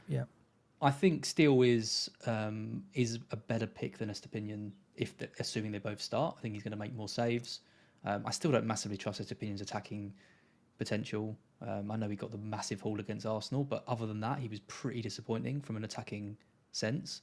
And I think we're probably going to lose some clean sheets along the way because we're weaker defensively than we were last year without Colwill and probably Casado leaving. So kind of relying on the save points there. And Shaw's just a great pick. We know what he's like in the bonus. He gets forward. We're not sure how many saves Onana's going to make. De Gea didn't make a huge amount. So I prefer that kind of combination. Obviously, there's no Trent in this back three, but I like all three of those picks individually. So I'm not massively worried there that I've had to downgrade him to someone who isn't even that good. At one point, I made a draft and I had Baldock starting, and then you're kind of thinking, maybe I've scrimped a little bit too much here. But yeah, everything else is pretty normal. I like the fact I've got Chilwell on the bench. I think that lets me do a bit of rotation. Arsenal and United play together in game week, I think 4, so I can move one of those defenders out, bring Chilwell in. If Matoma isn't doing well, I can, it gives me a bit more flexibility there. The key thing for me is I want 2 Arsenal attackers. That's the key, and I don't want Jesus. So if I can find a way to move Havertz up to Martinelli or Odegaard and not really sacrifice anywhere else, then I'm happy to do that. But I can't see an obvious move to do that. The only thing I'm thinking is moving Matoma to João Pedro, like you mentioned, and that frees up $1 million, and then doing Havertz to Odegaard. Do I think Matoma is $1 million better than João Pedro? I'm not sure I do, because Matoma is a funny player to watch in these pre-season games. He's still he's an amazing player, but he's got one move, and it's effective. We've seen players like Robben have it in the past, Anthony to a lesser degree, but it's literally get the ball, suddenly sprint forward, take the defender by surprise, and ping it into the box. Yeah. He does it all the time. And 9 times out of 10, it gets red and it doesn't work. And then the odd occasion it does. He's got a bit of competition now with Adringa. João Pedro can play on the left as well. And Ciso can play on the left too. I just have a little bit of a reservation about Matoma. The trouble is, I want to pick March, but he missed out on the pre-season game yesterday. Buonanotte's been playing quite a lot. He lost the faith of De Zerbi a bit earlier in the season. I look at Enciso, I don't think he's going to start either. He hasn't really been getting the minutes. Ferguson hasn't been getting the minutes. He'd probably be the one that I'd go for. So yeah, I'm trying to work out which is the best Brighton asset. I don't think there's a lot in it between any of them, which makes you just go for the cheapest one. I think if you're only looking at a couple of weeks, Matoma's the best option because I think he starts both games and he played well last night from what I saw. He was involved in a lot, got the assist. I think he is probably the best option if it's only a short-term move. If you're looking at something over 5 or 6 weeks, then maybe a March or a João Pedro is as good. Yeah. But it's the João Pedro starts. We don't know. What we do know is Ferguson's not really shown up in pre-season at all yet. He hasn't started a game. So you'd think that João Pedro's ahead of him right now. And I've been impressed with him as well. So, as I say, he could be very important for those who are still looking for ways of saving money. And that's what you're trying to do here by going down. I mean, you could go in Cuckoo to Jackson 0.5 and then you've got, 8 million, you can go Martinelli for Havertz, couldn't you? I mean, don't get me wrong. Like, there's people looking at my drafts and saying, why on earth are you picking Havertz when you can have Odegaard and Martinelli for a little bit more? It's like, well, I can't. Where? Because I haven't got 0.5 in the bank. Yeah, no, exactly, yeah. And I'd have to downgrade. So, I think Nkunku is a much better option than Jackson. Do you? And I think that, and like I keep saying, I think the Havertz role, if he's guaranteed to start in that role game week 1, I genuinely do think he's a good option in that role because he's going to get forward a lot, and any of those Arsenal players can haul against Forest. Yes, against Forest. So I think there's such a Havertz has been such a frustrating player for a lot of people. For us both, we've both slated him and said he's probably hasn't quite got it, but Arteta's seen something in him. He's paid a hell of a lot of money for him. He's playing in his natural position that he's done so well for in Germany and at Leverkusen. Xhaka played in that role and got multiple returns, and he's not going to have the defensive kind of thing that Xhaka has. So there's people saying oh, you're not going to start with him, this is all just a joke, blah blah blah. It's not. I wouldn't have him in my team if I wasn't genuinely considering him. I might upgrade him to Odegaard and Marcel if I find the funds. I'm not going to claim that he's an absolute lock in my side, but I definitely don't think he's a bad option. I mean, if Colwill starts for Chelsea, would you consider not going with Chilwell and having Chelsea cover like that? Or are you really in wedded to starting Chilwell? Yeah. Yeah, it's just look at those games. This is the problem, and it probably should be something that we add to the black box lessons about game week 1, because it is very difficult to look at your team and not look at the fixtures. Because if suddenly I swapped Stones out for Chilwell, I'd be like, oh, but Chilwell's got Liverpool game week 1. That's not a very good fixture. You know what I mean? Whereas if it was flipped round and Chilwell had, I don't know, Burnley in the first game, then I'd be much more likely to do it. But it's all about what you can see kind of on the screen. It massively affects you, like we were talking about with not starting with the Liverpool players. So yeah, maybe it would be a good decision just to start with Chilwell. But again, because I haven't got that premium defender, I feel like I can put a little bit more money into it, strengthen that position, give myself another option in the team, and then I can rotate them a little bit. Yeah, I was looking here. Zish is saying Foden a better pick than Havertz. Why aren't you going Foden? Because you love Foden and he normally does it for you. You're not tempted there? I am, but I know City have got good games. I'm just a little bit worried about how they're going to start the season. Right. And okay, I love Foden, but I'm not entirely sure what his role is going to be in the side. Is he going to play on the right with Mahrez going? Is he going to play in this central midfield? Is he going to, if he is playing centrally, does that mean he's going to be a great asset? Will Pep just drop him like he has done previously? Because most of last season he wasn't in the thinking at all. So I'm a little bit shaky on City early on and on, but I mean it could be Foden. It could be Foden. It could be Havertz, or I could look to move them up to another mid. That spot and is Stones to Ake maybe to get you 0.5. You thought about that? Yeah, but if Gvardiol comes in, what does that mean for Ake? That defense is going to be really tricky. Stones has got that because he's playing in that midfield. They need him. Yeah. He's definitely the most nailed. I prefer Stones as well. I'm just saying that could be an option if you're desperate to get off Havertz, which perhaps you should be, but I don't know. The thing is, I take Havertz out of this team and it's just dull. Yeah, well, it's are you about to see dull? You're about to see dull in every shape of the word, right? Because this is a non-Liverpool draft, and this is as template as it come, I imagine, right? I don't know the ownership of any of these players. I do know I've seen enough glimpses of teams to know that this is very template, right? Maybe not the bench, but certainly the 11. So that's a Nana in goal, Estupiñán, Gabriel, Stones in the back three, with Chilwell and Henry on the bench. Henry on the bench. You always call him Henry. Rashford, Saka, Bruno, Matoma, Bomo, Haaland and Jesus. Very, very strong. That'll be a lot of teams. I think that 7 in attack, Rashford, Saka, Bruno, Matoma and Bomo, Haaland and Jesus, that will be in so many teams, I imagine. And the defence as well, I would have thought. So maybe Luke Shaw might have a say in that. But I think this is, I mean, the algorithms, I've looked at Rate My Team. I think Review comes out in a few days, and I think Review might have maybe a second City defender in there, I imagine. But I don't think it would be a massive departure from this.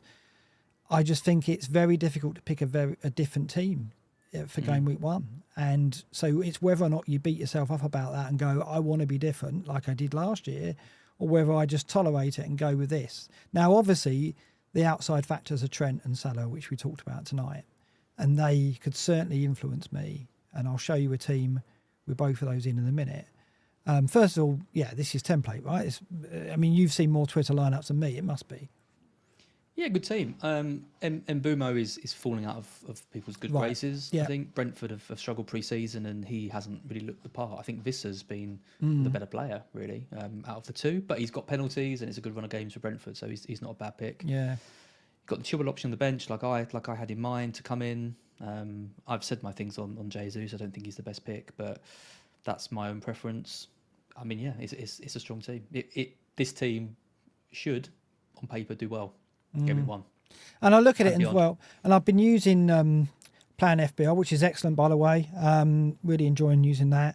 And and you can move off Estupiñán and Matoma towards players like Porro, maybe another Chelsea midfielder, or maybe move Jesus down to Nkunku or Jackson, and then Matoma to Sterling if you want to double up on Chelsea for their good run. Or you could go Spurs. You could bring in Richarlison, of course, if he's playing up front. You know, it's it is flexible too. It's a good team. I'm not sure about the Bruno versus Odegaard situation. What would you do there? I think that is a close call. Obviously, with Højlund coming in now, the striker coming in for United, maybe that does lift Bruno a bit. But I do like having two Arsenal attackers for game week 1, which would mean I'd probably go Jesus to Nkunku, Bruno to Odegaard. That way, get some early Chelsea cover in and have Odegaard, who I prefer to Jesus. So that's one alternative to this team. What do you think about that, Odegaard versus Bruno? So tough to call. We need to see them. We need to see them both in the teams, because now Odegaard's got Havertz bombing forward. How's that going to affect his role? Fernandes has got Mount. How's that going to affect his role? So we're expecting maybe differences to both. It might not necessarily be a bad thing. Maybe Odegaard and Fernandes will both get forward more, form some good partnerships with new recruits and do really well. If I was picking one and like everything else kind of not an option, I think I'd probably pick Fernandes. Yeah. Out of the two. I just think I'm expecting Fernandes to do better, and I just can't see Odegaard getting 200 points again. But maybe I'm just completely wrong on that. It was such an incredible season for him, and Fernandes' numbers have improved those chances created. So I think he's going to get closer to 200 than Odegaard will. Yeah, what's interesting in this comparison table is the XGI delta. So XGI non-penalty delta. Odegaard was plus 4.27. In other words, he got 4.2 more returns than the expected data would expect. Whereas Bruno had his worst season in terms of XGI delta, down by 4. So in other words, he got 4 less returns than expected. He'd only previously been down 0.8, I think, season before last. And in his other 2 seasons, he was up on his expected data. Yeah. So this is the first time we've seen a deficit against expected for Bruno, which would mean that we would anticipate an upturn in his returns for this season, whereas Odegaard overachieved and we'd expect a regression. So I think you're right. I think I just favour it, particularly with the penalties as well. And there's the Havertz factor for Odegaard. We don't know how that relationship is going to work if Havertz is going to start. Bruno's got Mount, but that's uncertainty. Now he's got a centre forward, which he didn't have last season. So I think I'm favouring Bruno as well, which is why he's in that team at the moment. And so that means Jesus is there, which, yeah. So I think if people were members, they could stick the robot GIF in. I know, and it is very robot, I'm sure. I mean, I haven't looked at reviews out in a couple of days, and I will look at that, and I think this will be very similar to what it recommends. I know that some of the solvers out there are already picking the team like this, so yeah. But I don't want to go against a template for the sake of it. So this is another team. This is a Trent draft. So it goes 4 at the back, Onana in goal, Estupiñán, Gabriel, Stones and Trent. Then the midfield goes down to 4. Rashford, Saka, Mitoma and Bruno. No Bruno, of course, there. Haaland and Jesus. And then on the bench, I've got Gibbs White coming game week 2. Nice rotation with Mitoma, Henry, and that could be any 4.5 forward. I've gone Semenyo here, but that could be the West Ham striker, of course. So you forfeit Bruno for going Trent, and you don't have Chilwell. So you're needing a lot from Trent there, aren't you? Yeah. I mean, you could still go Chilwell, right? You could go Henry to Chilwell, but then and not have Gibbs White. I could downgrade Gibbs White to something like a, don't know.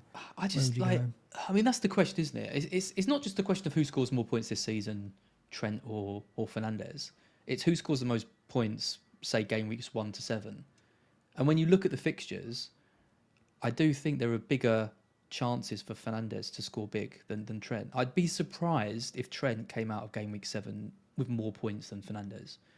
Could be completely wrong. Maybe Trent hits a 21-pointer against Bournemouth and everything's forgotten. But I just think the fixtures are kinder for Manchester United, and he should tick along quite nicely. Whereas I think Trent's going to have to rely on things really going Liverpool's way. I just think there's more risk when it comes to those two in terms of points, which makes me lean for Fernandes. I said on Spaces the other night that I wanted to go in with Trent because I didn't want to panic about not having in game week 2, and also the scenario of him delivering in game week 2. First member mark, Nigel the Crab. Oh, well done, Nigel. The threat of Trent delivering in game week 2 would mean that it'd be very difficult to move to him because an 8 million defender, you'd have to make 2 transfers, right? So you'd have to blow any chance of having 2 transfers in game week 3, and you'd have to spend points if the bandwagon was taken off. So that's the risk, isn't it? That Trent scores and gets a clean sheet against Bournemouth, gets a 15-pointer or more, and then you're looking at him thinking he's playing midfield, he's getting forward, he's having shots, he's creating plenty. I need him. How do I move to him? Would that create the panic in me to do that? I don't know, but I do worry about that. Whereas if you go in with him and he doesn't perform, you can move to Chilwell game week 3. What you have lost though is not having Bruno or Odegaard game weeks 1 and 2, and that's what you got to weigh up. You know what though? I'm actually more tempted to consider Salah because this is the Salah draft, and the reason why I'm more tempted to consider Salah now is because of what we've unearthed with the upturn with Trent in that role in almost every metric, but also the fact that you're right. If you have Salah from the start, you can move off him to anyone later. So you can move off Bruno, move from Salah to Bruno later, move from Salah to Maddison or to any midfielder. Right? You can come down to any midfielder, De Bruyne if you want to, or Foden. So you can react to Salah's start of the season if it's not strong, but you've got a huge differential going into game weeks 1 and 2. He normally does well in game week 1. I think his record in game week 1 has he scored the last 4 or 5 seasons. I think game week 1. It is Chelsea away, but Chelsea aren't sorted defensively yet. Chelsea still don't look completely. Exactly. They look much better from attacking sense. Yeah. But I would back Liverpool to definitely score 1 or 2 in that game. And this team doesn't look that bad. I mean, okay, I'll go through it for the podcast. Onana in goal, Estupiñán, Gabriel, Stones, Tarkowski, who is the addition to the team, but set piece threat, and he definitely has got that. Saka, Rashford, Batoma and Salah midfield, so still a strong midfield. Haaland and João Pedro up front. Henry, Gibbs-White and Barmer on the bench with Areola on the bench as well. Less flexibility, of course, elsewhere, but you've got the flexibility of having Salah. I'm more tempted by this now than I am the Trent one, which is really strange. And what we're not deciding here is, maybe Danjuma does start, and so I go Gibbs-White to Danjuma. Maybe I go Henry to a 4 million defender. Then that's an extra million back, right? And then suddenly João Pedro becomes a 6.5 maybe. So as these value options emerge in the next couple of weeks, I think my likelihood of considering Salah goes up. And I think that's going to be the case for all the community as well. And the other factor, of course, is Liverpool play in Singapore, I think, tonight, I want to say. Yep. So they've got 3 more friendlies left. If Salah and Trent perform well over those 3 friendlies, and if Darwin does well over those 3 friendlies, everything could change, I think, in the next 2 weeks. Thoughts on that? Yeah, I mean, there's sacrifices here, isn't there? That goes without saying, but they are pretty big. I mean, you haven't got anywhere to move Pedro to, but then you've got Gibbs-White, who can I can lose him. Yeah. Well, that's the rotation. Brighton Forest is good, right? So. But yeah, I mean, with Tarkowski as well, like if Everton don't start strongly, and then Forest have got tough games, maybe Pedro's in and out, you could be backing yourself into a bit of a corner quite early on, and then have to take Salah out just to kind of strengthen some of these positions. That's the kind of risk with it. I'm trying to think of ways you could. Yeah, I think this is probably about as good as it gets with Salah though. Like you've done a good job creating it. But... Well, I've seen Salah teams with benches that are completely 4 million, like 2 4-5 forwards or 2 4 million defenders, and you can get a better team by doing that. So you can get like 2 City defenders in, for example. So I have seen better lineups that have weaker benches and gone straight for the strong 11. And like I say, I could get a 4 million defender in here, and I could get a Danjuma or a McNeil in here, and then strengthen somewhere else. So Tarkowski could become a better defender, could become Chilwell even, right? If I did that, if I got an extra million. So there are things you can move about, but you do need to have faith in a few budget options to do that, don't you? And we haven't. I don't think sitting here now we've got that yet. Only 2 Arsenal as well. Yeah, and they've got what? 4 in the first. They've got 5 home games that are very strong in the first 10. All those home games were against favourable opposition. I like having 3 Arsenal players, 2 attackers. Yeah, but Yeah, I just let's see what Liverpool do pre-season. We're not going to base stuff on pre-season form, but there's no doubt that we need to check out what Trent's going to do in that role and whether that unlocks Darwin and Salah over these friendlies. Darwin we haven't spoke about a lot, but he could, if we think he's going to start at Chelsea, I think that people will move off Jesus to Darwin in order to get that player in for game week 2 at Bournemouth, because if they don't have Trent and Salah, they can at least then cling to Darwin as an option. It's that buy a ticket, isn't it? Buy a ticket and just hope you've got the one. I mean, I had Gakpo in the majority of my drafts. Yeah, it was only when I saw that pre-season game where they kind of moved him into midfield, and then Darwin playing well. That's kind of made me a bit worried. But I still don't think Gakpo's a bad pick, because I still think he's going to play, the majority of games. It's just the risk of the early sub, isn't it? And speaking to some Liverpool fans, they think that Jota is kind of the most natural fit for that Klopp system, in terms of his pressing and work rate. So, and then Darwin's playing well. It's really tricky. I just think avoid them though. I don't think I'll be going there. It's Trent or Salah or none for me. So you're in the no Liverpool draft camp at the moment, and you think you're going to stay there? Yeah, I think so. But yeah, I've given you reasons to think about it for sure, right? Yeah, horrible. Hate it. And I think and they could serve up a few more reasons if the pre-season turns our heads. Still 2 weeks to go. No panic yet. I think I've resigned myself on having a team that's going to be very similar to a lot of teams out there. But like I say, I think I've got to take comfort in what follows, really. Try and ignore that. I don't want to fall into last season's trap. You're giving yourself the Havertz differential at the moment. So are you 1 or 2 players away from where you think you want to be? Oh, I don't know. I don't really know what I'm going to do with Brighton. Which Brighton attacker to go for. I don't really know what I'm doing with Steele, whether I do stick with that or I just go with Estepinian and Onana, which is 100% guaranteed they're both going to play. Whereas there is still that little bit of risk with Steele, but do I just back my knowledge and just assume that Steele is going to? I just can't see Verbruggen starting for a while. I really can't. So there's a few questions, and what I do with the Brighton attacker affects some of my other players. I think I'm pretty sure that I'm going to have Chilwell on the bench just to bring him in for those good Chelsea fixtures.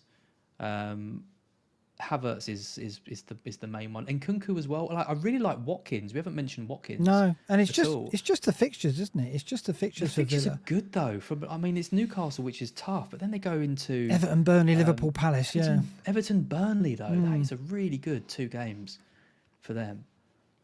I think he could start this, and Villa just keep soaring against Newcastle. Look really good as well. I mean, they're a team that I've got that system under Emery. Like it's like the De Zerbi situation at Brighton. He knows how he wants his team to play. His team understand it. He has strengthened that team over the summer considerably with the signings of Powell and Moussa Diaby, and they're only going to get better. So we definitely would invest in them if they didn't have Newcastle first game. And again, it's the appeal of Jesus, because you can move to Watkins for that fixture if you really want to. They're certainly a team that we're going to be looking at. I think this season more than any other, I look at my game week 1 lineup and think I'm going to be moving away from that quite quickly, because there are the likes of Villa, Newcastle, Spurs, Liverpool, who are maybe I'm not going to consider now, but I definitely am going to consider in 3, 4, 5 weeks' time. And that's why I think that although it might get off to a boring start this season, it's going to quickly spice up. Yeah, no, I completely agree. That's how I see it as well. Because even from game week 4, I mean, look at Manchester United, Arsenal, and then Brighton. Look at Brighton, Newcastle, Man U. You look at just looking at something. I mean, Arsenal in game week 4 with Manchester United. That there could be if Arsenal maybe haven't started the season incredibly well, maybe there is a bit of an adjustment with Rice. We might see people moving off the double attack. Some people are going triple Arsenal attack. I've dabbled with not with triple Arsenal, but with triple attacks from a team, and it's gone horribly wrong, because that team has to score basically 2 or 3 goals every match for you to get any joy out of it. So yeah, I completely agree. I think it's quite a lot of the players. It's quite a small players of players to pick from, but because of the way the prices are just a little bit higher this year compared to last year, I think we're going to see more movement as we kind of go through the weeks. So yeah, I'm looking forward to it starting. It's going to be really interesting. It is. And we haven't spoken about Kane's departure, what it means for Richarlison, what it means for Son. Yep. We'll cover that in other shows. We're going to look at goalkeepers in the next show, I think, as well, because we haven't touched on them yet. And although that's a neglected area, we've got to tackle it, right? And there's some question marks there, certainly, and what we do there. Particularly if we see, Henderson might move to Forest yet. I don't know if he's going to be fit to start. There's a good pair in there with Steele, possibly. There's the Leno-Pickford situation, Johnston as well. And then Onana's the kind of one solution that I'll put a lot of people are jumping on. So we'll look into some of the data there and our thinking there, but there'll be more friendlies played between then and now as well. We can talk about that. So yeah, we're on our way to the start, but it still feels there's a long way to go before we're settled. Yeah, I'm just, I don't know. I think, like I said at the start, I think I've never been as into a pre-season as I have been this year. I've taken it as a bit of a break and followed the results, gone on scout, checked the things. But because I'm so invested in this summer series thing, I'm staying up till 2:00 in the morning to watch these Brighton Newcastle games and Chelsea, and it feels like we're just in a season already because of how much I'm watching it. It's definitely influencing me towards certain things, and whether that's a good thing or not, I don't really know. Probably not. I'm gonna go and this is it. You just got to be careful. I think go back to the lessons learned. We'll check in with them before we commit our teams to make sure we haven't made any cardinal sins. And then we've got the live event at Fest. If you're not coming to that and you're around in London on that Friday, try and get a ticket and come along, because I don't know how that's going to go really, but it'll be fun. We can guarantee. We that. have no plan currently. Of how we've got to sort that out. But that'll be when we commit our teams, of course, for that Burnley City game that evening. There's no return after that point. So. We'll see if Havertz is still in that lineup come that Friday. I'd say you won't be, and I wonder whether Salah's worked into mine as well. We'll see, or whether I'll be template. I don't really want to show a template team at Fest, but I also don't want to do the opposite just for it's really difficult. Anyway, you know what's going to happen though, Mark? You're going to start with Salah, and Son's going to get a hat-trick game week 1. Oh, right. Just going to be complete reverse of last season. Don't. Oh, my God. Yeah. I mean, this is it. The irony of going against Salah last season, that was the big debate in my head.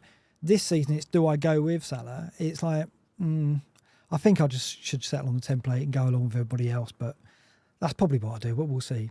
Like and subs, right? Thanks very much for our first member. If you've watched the stream, what are you doing? Subscribe if you haven't already. Absolutely. Well, Nigel the Crab, I hadn't actually told you this, Mark, because Nigel the Crab has signed up to the top tier. Okay, what's he get for that? Perks.